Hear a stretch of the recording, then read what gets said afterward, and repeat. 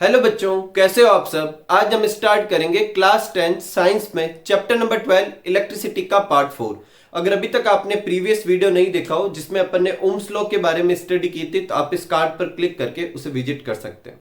Previous video में अपन ने Ohm's law के साथ साथ रेजिस्टेंस क्या होता है ये भी देखा था और एक इंपॉर्टेंट चीज देखी थी कि जो ओम्स लॉ होता है वो एक सर्टेन कंडीशन पर ही एप्लीकेबल होता है। जब अपन ओम्स लॉ देख नोट करते हैं तो उसमें अपन लिखते हैं कि फिजिकल कंडीशन जैसे कि length, cross section area, temperature, nature of material, ये सब अगर सेम रखें तो ही पोटेंशियल डिफरेंस जो होता है वो करंट के डायरेक्टली प्रोपोर्शनल होता है। ऐसा क्यों, उसका कारण अपन आज के वीडियो में समझेंगे। तो जो आज का अपना टॉपिक है वो है फैक्टर अफेक्टिंग रेजिस्टेंस। तो देखो ओम्स लॉ में अपन लिखते हैं कि आर जो है वो एक कांस्टेंट है, लेकिन ये आर भी कुछ चीजों से क्या हो सकता है, चेंज हो सकता है। मतलब कुछ चीजों पे डिपेंड करता है कि आर क्या होगा, और वो चीजें जो है वो इस टॉपिक के अंडर में अपन को स्टडी करनी है, जो कि कौन सा है, फैक्टर अफेक्टिंग रेजिस्टेंस। 4 पॉइंट है अपने, length of conductor, cross section area of conductor, nature of substance और टेम्परेचर। इन 4 चीजों से अपन रेजिस्टेंस की वैल्यू को अफेक्ट कर सकते हैं, चेंज कर सकते हैं। और ये ही वजह है कि ओम्स लॉ लगाते समय या ओम्स लॉ की स्टडी करते समय इन 4 में से कोई भी फैक्टर चेंज नहीं होना चाहिए, क्योंकि ओम्स लॉ जो होता है वो क्या होता है, V equal to I R होता है। अगर आर चेंज हो जाएगा तो फिर ये लॉ जो है वो फिर गड़बड़ होने लगेगा। तो और आर लेंथ ऑफ कंडक्टर से चेंज हो सकता है, क्रॉस सेक्शन एरिया से चेंज हो सकता है, अगर मटेरियल चेंज कर दे वायर का तो चेंज हो सकता है, टेम्परेचर बढ़ाए या घटाए तो आर चेंज हो सकता है। और यही वजह है कि ओम्स लॉ अप्लाई करते समय ये सारी चीजें क्या करनी चाहिए, अपन को कांस्टेंट रखनी चाहिए, इनमें कोई बदलाव नहीं करना चाहिए। तब potential difference across the wire जो होता है वो करंट के क्या होता है, डायरेक्टली प्रोपोर्शनल होता है। अब अपन ये तो समझ गए हैं कि रेजिस्टेंस जो होता है इन 4 चीजों पर डिपेंड करता है, पर डिपेंड करता कैसे, मतलब इनके बढ़ाने से वो इंक्रीज होगा या डिक्रीज होगा, वो अपन को समझना है। तो सबसे पहला है लेंथ ऑफ कंडक्टर, और इसके लिए याद रखना है कि जो रेजिस्टेंस जो होता है वो लेंथ ऑफ कंडक्टर के डायरेक्टली प्रोपोर्शनल होता है। डायरेक्टली प्रोपोर्शनल का मतलब मैंने पिछले वीडियो में भी बताया था कि अगर इसको बढ़ाएंगे तो ये भी बढ़ेगा, और जिस रेशियो में इसको बढ़ाएंगे उसी रेशियो में ये बढ़ेगा।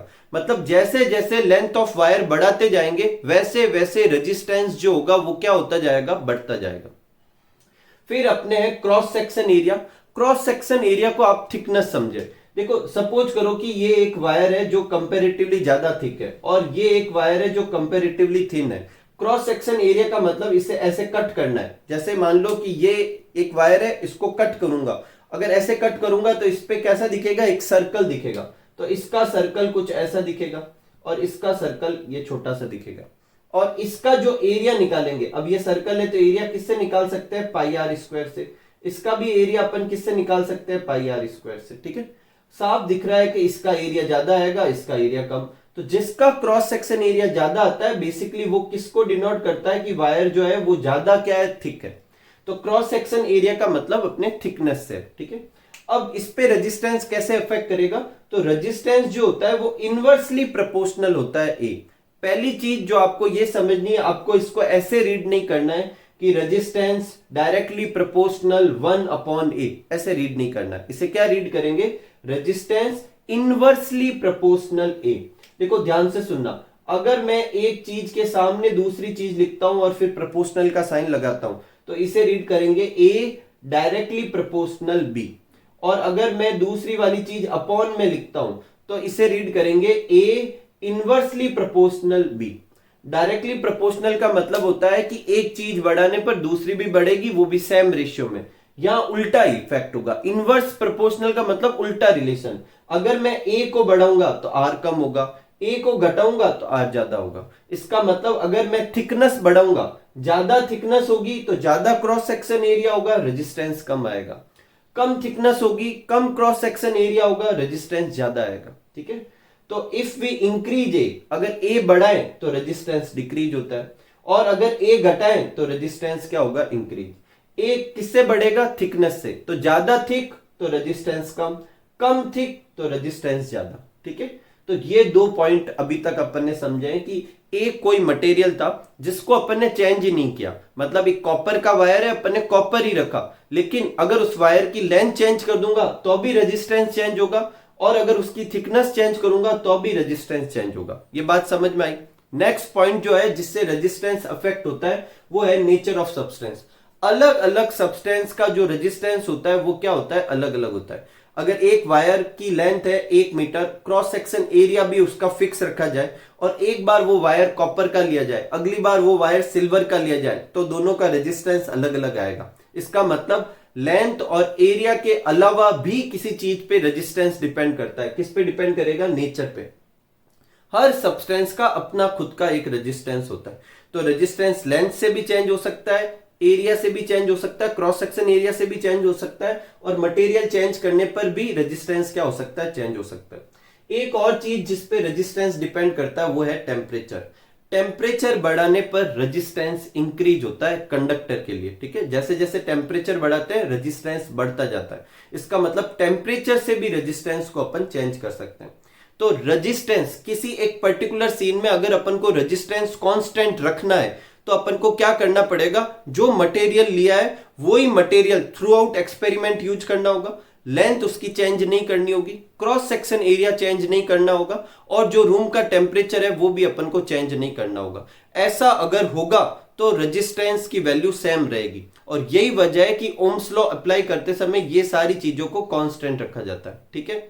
अब जो अपन ने यहां पर ये दो चीजें की है इनको एक साथ लिखते हैं। रेजिस्टेंस जो होता है वो डायरेक्टली प्रोपोर्शनल होता है किसके, लेंथ के।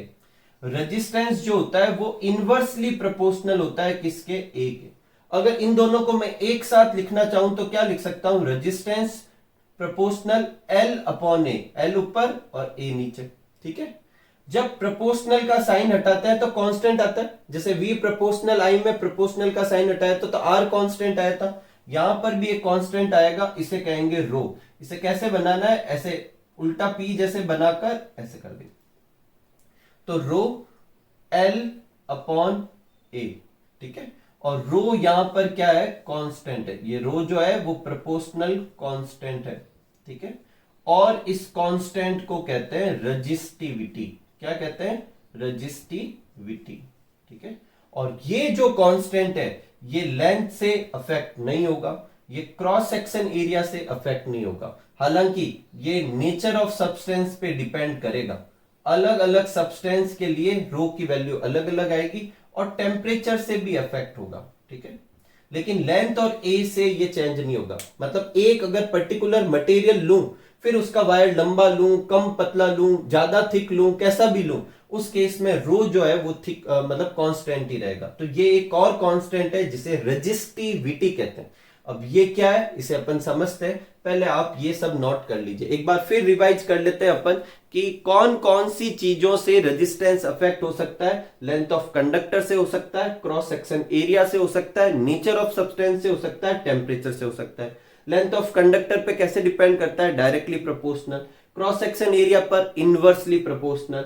नेचर ऑफ सब्सटेंस में क्या लिखेंगे कि अलग अलग सब्सटेंस का रेजिस्टेंस अलग अलग होगा। और टेम्परेचर का जो डिपेंडेंसी है वो कैसे लिखेंगे कि रेजिस्टेंस जो होगा वो डायरेक्टली प्रोपोर्शनल होगा किस पे, टेम्परेचर पे। मतलब टेम्परेचर बढ़ाने पे रेजिस्टेंस बढ़ता है, ठीक है। तो एक बार आप ये नोट कर लीजिए, फिर अपन आगे बढ़ते हैं। आगे बढ़ते हैं और लेते हैं रेजिस्टिविटी को अच्छे से समझते हैं। तो देखो अभी अपन ने क्या देखा था कि जो रेजिस्टेंस होता है वो लेंथ पे डिपेंड करता है। कैसे डिपेंड करता है, डायरेक्टली प्रोपोर्शनल होता है। रेजिस्टेंस क्रॉस सेक्शन एरिया पे डिपेंड करता है। कैसे डिपेंड करता है, इनवर्सली प्रोपोर्शनल होता है। दोनों को एक साथ लिखेंगे तो आर प्रोपोर्शनल एल अपॉन ए लिख सकते हैं। प्रोपोर्शनल का साइन हटाएंगे तो क्या आएगा, रो। रो एक कांस्टेंट होगा, इसे क्या रीड करना है, रो, ठीक है। इस सिंबल को रो रीड करेंगे। जैसे इस सिंबल को आर रीड कर रहे हैं, इसको क्या रीड करेंगे, रो। लेकिन जैसे आर रेजिस्टेंस को डिनोट करता है, रो किसको डिनोट करता है, एक प्रोपोर्शनल कांस्टेंट है। और ये किसको डिनोट करता है, रेजिस्टिविटी को। इसका अगर अपन फॉर्मूला निकालें तो क्या फॉर्मूला आ जाएगा, रो का फॉर्मूला, इसको इधर ट्रांसफर कर देंगे तो ये ए और एल नीचे आ जाएगा। तो आर ए अपॉन क्या हो जाएगा, एल। तो रो इक्वल टू क्या हो जाएगा, आर ए अपॉन एल। अगर अपन को किसी न्यूमेरिकल में रेजिस्टिविटी फाइंड करनी हो तो ये वाला फॉर्मूला इस्तेमाल में ले सकते हैं। अब बात करते हैं यूनिट की। तो यूनिट कैसे निकालते हैं, जो फॉर्मूला है उस फॉर्मूले में जो जो चीज है उसकी यूनिट पुट कर देते हैं। देखो आर की यूनिट क्या होती है, ओम होती है। क्रॉस सेक्शन एरिया मतलब एरिया, एरिया की यूनिट क्या होती है? मीटर स्क्वायर, ठीक है। और लेंथ की यूनिट क्या होती है? मीटर। मीटर से 1 मीटर कम हो जाएगा तो क्या यूनिट आ जाएगी? Ohm into metre. तो रेजिस्टिविटी का ये फॉर्मूला हो जाएगा और ये रेजिस्टिविटी की क्या हो जाएगी? यूनिट। अब बात करते हैं कि अगर इसको डिफाइन करना पड़ जाए तो कैसे डिफाइन करेंगे। तो डिफाइन करने के लिए क्या करते हैं अपन, ए की जगह 1 मीटर स्क्वायर ले लेता हूं और लेंथ की जगह 1 मीटर ले लेता हूं। अगर ए और एल दोनों 1 1 पुट करूंगा तो रो जो है वो किसके बराबर आ जाएगा? आर के बराबर आ जाएगा। इसका क्या मतलब है कि रजिस्टिविटी जो है वो रेजिस्टेंस के बराबर होती है, लेकिन कब? जब ए 1 लिया जाए और एल भी क्या लिया जाए? 1। तो resistivity is resistance of a substance having unit length and unit cross section area. और इसी रेजिस्टिविटी को स्पेसिफिक रेजिस्टेंस भी कहते हैं। और क्यों कहते हैं स्पेसिफिक रेजिस्टेंस? क्योंकि रेजिस्टिविटी बेसिकली रेजिस्टेंस ही है, लेकिन कब? एक स्पेशल केस में। और वो स्पेशल केस क्या है कि ए 1 मीटर स्क्वायर होना चाहिए और एल कितना होना चाहिए? 1 मीटर। यही वजह है कि रेजिस्टिविटी को स्पेसिफिक रेजिस्टेंस भी कहते हैं। एक और चीज, resistivity is a characteristics property of a substance. एक पर्टिकुलर जो सब्सटेंस है जैसे कॉपर, उसकी रेजिस्टिविटी जो होगी वो कांस्टेंट ही रहेगी अगर आप टेम्परेचर चेंज नहीं करोगे। मतलब आप वायर की लेंथ चेंज कर दो, उसका एरिया चेंज कर दो, उसकी थिकनेस चेंज कर दो, उसका शेप चेंज कर दो, उससे रेजिस्टिविटी चेंज नहीं होने वाली। इसका मतलब एक पर्टिकुलर मैटर के लिए रेजिस्टिविटी एक कैरेक्टरिस्टिक प्रॉपर्टी है। अपनी बुक में जहां ये टॉपिक है उसके नीचे एक टेबल बना रखी है और उसमें अलग अलग सब्सटेंस की रेजिस्टिविटी की वैल्यू दे रखी है और वो सारी वैल्यू 20 डिग्री सेंटीग्रेड पे दे रखी है। तो अगर रूम का टेम्परेचर 20 डिग्री सेंटीग्रेड रखें और उस पर्टिकुलर सब्सटेंस का कैसे भी लेंथ ले, कैसा भी शेप ले, रेजिस्टिविटी वही आएगी। अब क्वेश्चन उठता है कि क्या वो टेबल लर्न करनी है? नहीं, वो टेबल बिल्कुल लर्न नहीं करनी। अपनी बुक में उस टेबल के जस्ट नीचे लिखा हुआ है कि सिर्फ समझने के लिए, आपको लर्न करने की कोई नीड नहीं है, ठीक है। तो ये अपने किसके बारे में था? रेजिस्टिविटी के बारे में था। अगर एग्जाम में रेजिस्टिविटी समझाने को आए तो आप ये पूरा नोट करें, ठीक है। नेक्स्ट अपन आगे बढ़ते हैं और कुछ और पॉइंट लेते हैं। देखो, रेजिस्टिविटी की वैल्यू से मैं ये बता सकता हूं कि सब्सटेंस जो होगा वो कंडक्टर होगा या इंसुलेटर। जैसे अपनी बुक में कह रहा है कि मेटल और एलॉय। एलॉय क्या होते हैं वो आप मुझे बताएंगे, मैंने चैप्टर नंबर 3 में बताया था, ठीक है। तो आप मुझे बताएं कि एलॉय क्या होते हैं, ठीक है। वैसे अभी मुझे समझाना पड़ेगा ही। देखो, मेटल और एलॉय जो होते हैं उनकी रेजिस्टिविटी क्या होती है? 10⁻⁻8 से 10⁻⁻6। अब बताओ 10⁻⁻8 कम वैल्यू है या बड़ी वैल्यू है? बहुत ही कम वैल्यू है। और कम वैल्यू है इसका मतलब रेजिस्टिविटी कम है, और रेजिस्टिविटी कम है इसका इनडायरेक्ट मतलब है रेजिस्टेंस भी कम है। और रेजिस्टेंस कम होगा तो करंट आसानी से पास होगी, और करंट आसानी से पास होगी तो इसका मतलब मेटल और एलॉय कैसे होते हैं? गुड कंडक्टर होते हैं, ठीक है।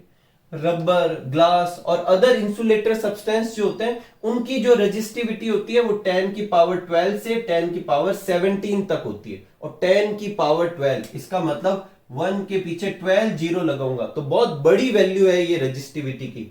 और इतनी रेजिस्टिविटी की वजह से उसमें करंट पास होगी नहीं, तो वो कैसे होंगे? पुअर कंडक्टर होंगे। कोई तकलीफ नहीं। अब देखो, अपनी बुक में जहां वो टेबल, जिस टेबल की मैंने अभी बात की थी, उस टेबल में कुछ एलॉय के नाम लिखे हुए हैं। तो अपन को उनकी रो की वैल्यू तो याद नहीं रखनी है, लेकिन वो एलॉय किस किस के बने हुए हैं वो जरूर याद रखने हैं। कॉन्स्टेंटन एक एलॉय होता है, वो किसका बना होता है? कॉपर और निकल से। मैग्नीन एक एलॉय होता है, वो किसका बना होता है? कॉपर, एमएन और निकल का, मतलब कॉपर, मैग्नीज और निकल का। नाइक्रोम करके एक एलॉय होता है, वो किसका बना होता है? निकल, क्रोमियम, मैग्नीज और आयरन का बना होता है। तो ये अपन को याद रखने इन 3 एलॉय के नाम, और ये किससे मिलकर बने ये याद रखना है।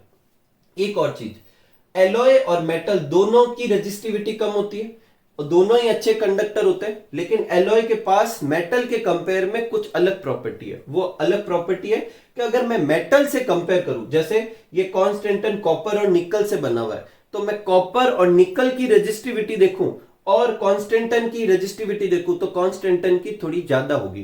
क्या लिखा हुआ है कि high resistivity than constituent metal. जिन मेटल से एलॉय बनता है उनके कंपेयर में तो रेजिस्टिविटी ज्यादा होती है। हालांकि इतनी ज्यादा नहीं होती कि ये इंसुलेटर बन जाए, होगा तो ये कंडक्टर ही।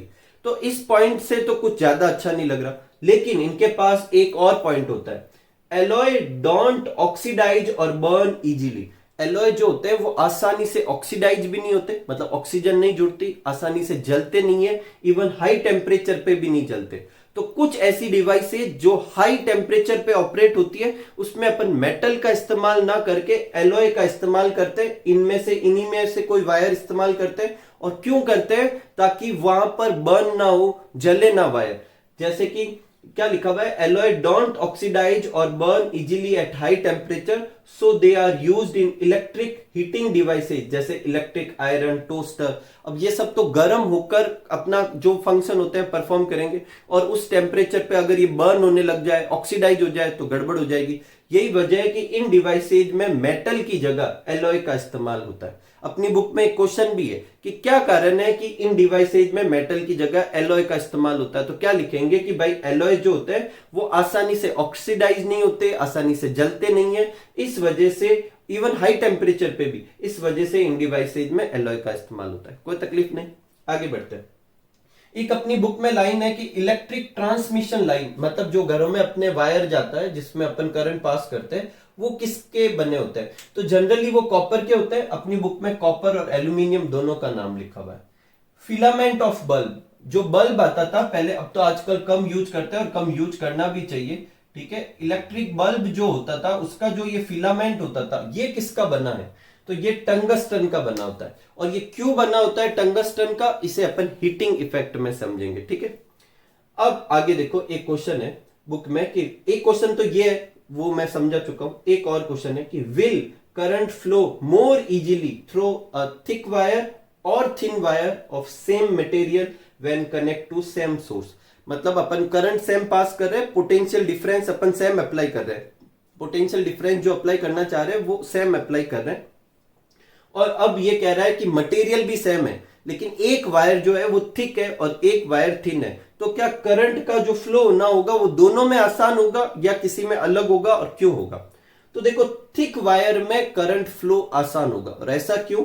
ऐसा इसलिए क्योंकि अपन ने एक टॉपिक पढ़ा था कि रेजिस्टेंस जो होता है वो इनवर्सली प्रोपोर्शनल होता है ए का, और जिसकी थिकनेस ज्यादा होगी उसका ए ज्यादा होगा, और अगर ए ज्यादा होगा तो आर क्या आएगा? कम। और अगर रेजिस्टेंस कम आएगा तो करंट आसानी से पास होगी।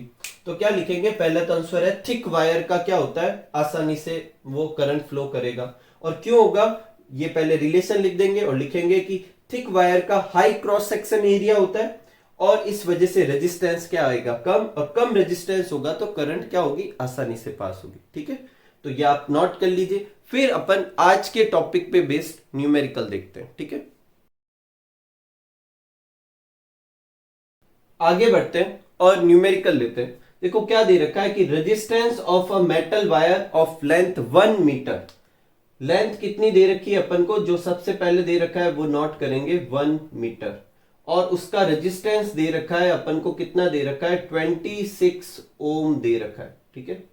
टेम्परेचर भी दे रखा है, कितना दे रखा है? 20 डिग्री सेंटीग्रेड दे रखा है। और कह रहा है कि वायर का डायामीटर, डायामीटर जो है वो कितना है? 0.3 mm। mm बोलते हैं मिलीमीटर को। किसको बोलते हैं? मिलीमीटर को। तो इस मिलीमीटर को अपन पहले मीटर में चेंज करते हैं। मीटर में चेंज करेंगे तो कैसे चेंज होगा? 0.3। देखो डायामीटर को पहले तो अपन डायमीटर को मीटर में चेंज कर लेते हैं, 0.3। और मिली होता है 10 की पावर -3। क्या होता है? 10 की पावर -3। पीछे क्या लगा देंगे? मीटर। तो कितना हो गया? 0.3 इंटू 10 की पावर -3, ठीक है। कोई तकलीफ नहीं। ये एक काम और करते हैं, इस पॉइंट को इधर खिसका देते हैं, तो 3 इंटू 10 की पावर अपन क्या कह सकते हैं? -4। ये अपने आ गया डी, डायमीटर, ठीक है। अब अपन को क्या करना है? कह रहा है कि ये बताओ कि what will be the resistivity. अपन को कह रहा है कि रेजिस्टिविटी फाइंड करो। तो देखो, रेजिस्टिविटी फाइंड करने का जो फॉर्मूला है उस फॉर्मूले को देखते हैं अपन। वो फॉर्मूला है rho equal to R A upon L. क्या है? Rho equal to R A upon L. अपन को आर गिवन है, अपन को एल गिवन है, लेकिन ए तो दिया ही नहीं। तो क्या करेंगे? तो अपन क्या करेंगे? देखो, आर की जगह आर लिखेंगे, ए की जगह लिख देंगे पाई आर स्क्वायर। क्यों लिख देंगे? क्योंकि ए जो होता है वो क्रॉस सेक्शन एरिया होता है, क्रॉस सेक्शन एरिया सर्कल जैसा होता है, इस पे सर्कल के एरिया का फॉर्मूला लगा सकते हैं, और सर्कल के एरिया का क्या फॉर्मूला होता है? पाई आर स्क्वायर अपॉन एल कर दी। ठीक है, लेकिन क्वेश्चन में तो रेडियस भी तो नहीं दे रखा है, तो क्या करेंगे? आर की जगह आर, पाई की जगह पाई, और आर की जगह अपन क्या करेंगे? d/2 लिख देंगे। क्या लिख देंगे? d/2। ऐसा क्यों लिख पाएंगे? क्योंकि रेडियस डायमीटर की क्या होती है? हाफ।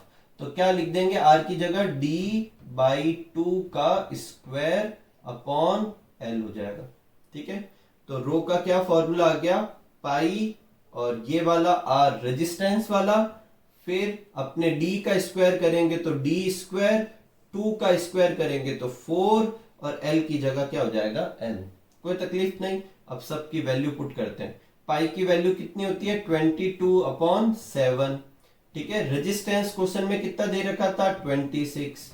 और अपने d क्वेश्चन में कितना दे रखा था? 3 × 10⁻⁻4। और इसका अपन को क्या करना है? स्क्वायर करना है। ठीक है, और लेंथ, लेंथ कितनी दे रखी है? 1। ठीक है, कितनी दे रखी है? 1। ठीक है, कोई तकलीफ नहीं। और कुछ अपन ने चुके तो नहीं, 4 भी रह गया। ठीक है, पाई की वैल्यू पुट कर दी, आर की वैल्यू पुट कर दी, डी की वैल्यू पुट कर दी, 4 की जगह 4 लिख दिया, एल की जगह 1 लिख दिया। और अब इसकी अपन सब सॉल्व कर देंगे। तो जो नंबर जो है वो अपन अलग सॉल्व कर लेते हैं। ठीक है, 3 का स्क्वायर करेंगे तो कितना हो जाएगा? 9। और नीचे देखो 7 × 1 7, 7 × 4 करेंगे तो 28। तो ये सारे तो नंबर हो गए। पावर अलग से सॉल्व करते हैं। 10⁻⁻4, इसका अपन स्क्वायर करेंगे तो कितना हो जाएगा? -8। आप इसे सॉल्व करके देखना, आंसर क्या आएगा? ये आएगा 1.84 × 10⁻⁻6 ओम इंटू मीटर। ठीक है, आप सॉल्व करके चेक कर लेना। ये जो आंसर आएगा इसकी यूनिट क्या लिखेंगे? Ohm into metre. हालांकि बुक में जो क्वेश्चन है उसमें एक और चीज दे रखी है, वो दे रखा है कि using table predict metal wire. मतलब ये जो अपना आंसर आया, अब अपन को क्या करना है? जो बुक में जो टेबल दे रखी है अपन को टॉपिक पे, उस टेबल में जाकर रो की वैल्यू को चेक करना है कि ये रो की वैल्यू किस मेटल की है। तो अपन देखेंगे कि ये किसकी है? मैग्नीज की है। किसकी है? मैग्नीज की। तो अपन पता कर सकते हैं। लेकिन बुक में टेबल दे रखी है इसलिए पता कर पाएंगे। अगर ये एग्जाम में आएगा तो अपन सिर्फ यहीं तक कर पाएंगे। ठीक है, कोई तकलीफ नहीं, आराम से इसको सॉल्व कर देना। तो इसको जब आप सॉल्व करोगे तो ये आंसर नहीं आएंगे, क्योंकि देखो यहाँ 10⁻⁻8 है, यहाँ 10⁻⁻6 है, तो ऐसे मत सोचना कि ये कैसे हो गया। देखो आप इसको सॉल्व करना, लगभग लगभग आपके आंसर आएंगे 183 पॉइंट समथिंग कुछ होगा, और 10 की पावर कितनी होगी? -8। अगर मैं पॉइंट को यहां पर 1-2 डिजिट आगे खिसकाऊंगा तो क्या हो जाएगा? 1.83, और राउंड ऑफ किया है इसलिए आप 84 कर सकते हो, आप 83 भी लिख सकते हो।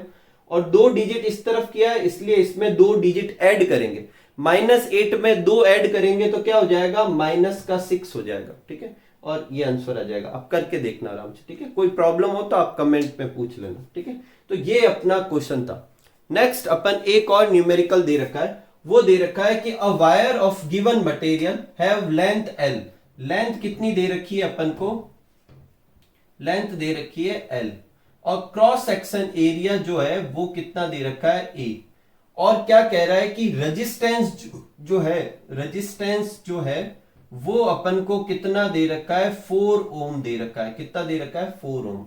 और कह रहा है कि what would be the resistance of another wire of same material. Material same रखा है पर लेंथ चेंज कर दिया और क्रॉस सेक्शन एरिया चेंज कर दिया। तो अब अपन एक काम करते हैं, अपन क्या करते हैं, जो पहले लेंथ दे रखी है इसको L1 से डिनोट कर देते हैं। पहले क्रॉस सेक्शन एरिया दे रखा है इसे A1 से डिनोट कर देते हैं। पहले जो रेजिस्टेंस दे रखा है इसे R1 से डिनोट कर देते हैं। अब क्वेश्चन में बाद में एक और लेंथ दे दी है तो उसको L2 से करते हैं, और L2 कितना है? L/2 दे रखा है। और जो बाद में क्रॉस सेक्शन एरिया दे रखा है वो कितना दे रखा है? 2A। तो ये भी अपन कर देते हैं, कोई तकलीफ नहीं। और अपन को कह रहा है कि ये बताओ कि R2 कितना आएगा, ये अपन को निकालना है। तो देखो क्या कह रहा है कि मटेरियल सेम है, और मटेरियल सेम है और टेम्परेचर का कोई जिक्र नहीं है। इसका मतलब इस वाले केस का जो रो होगा और इस वाले केस का जो रो होगा वो बराबर आएगा। ठीक है, रो 1 और रो 2 क्या होंगे? बराबर होंगे।